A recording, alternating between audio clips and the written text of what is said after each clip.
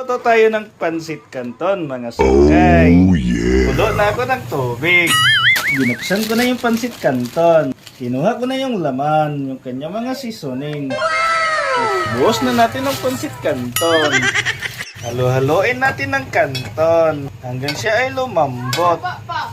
Malambot na ang ating canton. Hindi, wow. Hahanguin na natin ito mga sangkay. Patayin natin ang gasol. Ibuhos na natin para mawalang sabaw. Pinatulog ko na nga ang sabaw. Ibuhos na natin dito sa malaking bowl.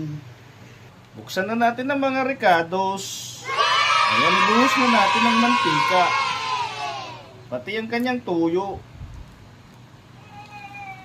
Tapos ibuhos na rin natin ang kanyang seasonings.